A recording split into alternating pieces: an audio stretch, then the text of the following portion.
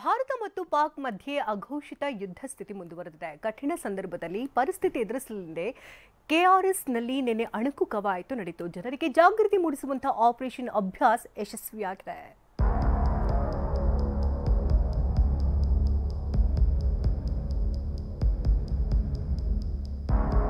4 ಗಂಟೆ 6 ಸ್ಥಳ 6 ಆಕ್ಟಿವಿಟಿ 1000 ಜನ ನೌಕಾನೆಲೆ ಹಾಗೂ ಕೈಗಾ ಅಣುಸ್ಥಾವರವುಳ್ಳ ಉತ್ತರ ಕನ್ನಡದ ಕಾರವಾರ ಅತಿ ಸೂಕ್ಷ್ಮ ಪ್ರದೇಶ.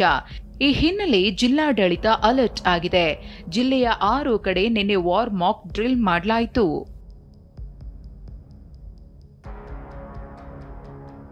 ಬಿಣಗಾದ ಆದಿತ್ಯ ಬಿರ್ಲಾ ವಸತಿ ಗೃಹದಲ್ಲಿ ಬಾಂಬ್ ಬಿದ್ದ ವಾತಾವರಣ ಸೃಷ್ಟಿಸಿ ಅಣಕು ಪ್ರದರ್ಶನ ನಡೆಸಲಾಯಿತು. ಬಾಂಬ್ ಪತ್ತೆ ನಿಷ್ಕ್ರಿಯ ದಳದಿಂದ ತಪಾಸಣೆ ನಡೆಸಿತು.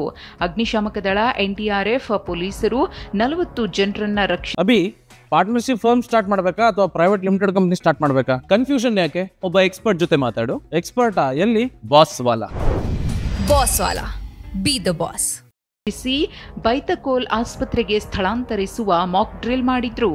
ಒಂದು ವೇಳೆ ಬಾಂಬ್ ಸ್ಫೋಟ ಆದ್ರೆ, ಕಟ್ಟಡ ಏನಾದರೂ ಕುಸಿದು ಬಿದ್ರೆ, ಆ ಸಂದರ್ಭದಲ್ಲಿ ಕಟ್ಟಡದಲ್ಲಿರುವಂತಹ ಜನರನ್ನ ಯಾವ ರೀತಿಯಾಗಿ ರಕ್ಷಣೆ ಮಾಡ್ತೀವಿ, ಮತ್ತೆ ರಕ್ಷಣೆ ಮಾಡಿದಂತಹ ಸಂದರ್ಭದಲ್ಲಿ ಜನರು ಯಾವ ರೀತಿಯಾಗಿ ಅವೇರ್ನೆಸ್ ಆಗಿರಬೇಕು ಎನ್ನುವ ನಿಟ್ಟಿನಲ್ಲಿ ಇವತ್ತು ಮಾಕ್ ಡ್ರಿಲ್ ಮಾಡಲಾಗ್ತಾ ಇದೆ. ಇದರಲ್ಲಿ ಪ್ರಮುಖವಾಗಿ ಉತ್ತರ ಕನ್ನಡ ಜಿಲ್ಲೆಯ ಪೊಲೀಸ್ ಇಲಾಖೆ, ಆದ ನಂತರ ಹೋಮ್ ಗಾರ್ಡ್ಸ್, ಆದ ನಂತರ ಇನ್ನಿತರ ಸುಮಾರು 1,000ಕ್ಕೂ ಹೆಚ್ಚಿಗೆ ಜನ ಸಿಬ್ಬಂದಿಗಳು ಇವತ್ತಿನ ಮಾಕ್ ಡ್ರಿಲ್ ನಲ್ಲಿ ಭಾಗವಹಿಸಿದ್ದಾರೆ.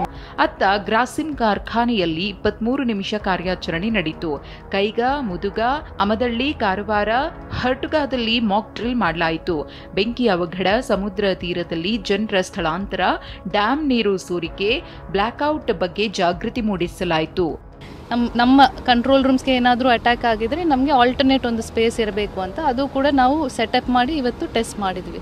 ಸೊ ನಮ್ಮ ಮಾಕ್ ಡ್ರಿಲ್ಲನ್ನು ನಾವು ಇವತ್ತು ತುಂಬ ಸಕ್ಸಸ್ಫುಲ್ಲಾಗಿ ಎಲ್ಲ ಇಲಾಖೆ ಸೇರಿಕೊಂಡು ಪೊಲೀಸ್ ಅವರು, ರೆವೆನ್ಯೂ ಅವರು, ಫೈರ್ ಅವರು, navy, coast guard, volunteer, civil defence volunteers ಇಟ್ಕೊಂಡು, ಹೋಮ್ ಗಾರ್ಡ್ ಇಟ್ಕೊಂಡು ಇವತ್ತು ತುಂಬ ಸಕ್ಸಸ್ಫುಲ್ಲಾಗಿ ಕಂಪ್ಲೀಟ್ ಮಾಡಿದ್ವಿ.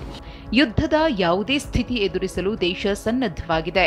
ಆಪರೇಷನ್ ಅಭ್ಯಾಸ ಹೆಸರಿನಲ್ಲಿ ನಡೀತಾ ಇರುವ ಮಾಕ್ ಡ್ರಿಲ್ನಿಂದ ಜನರಲ್ಲಿ ಅರಿವು ಮೂಡಿಸಲಾಗುತ್ತಿದೆ.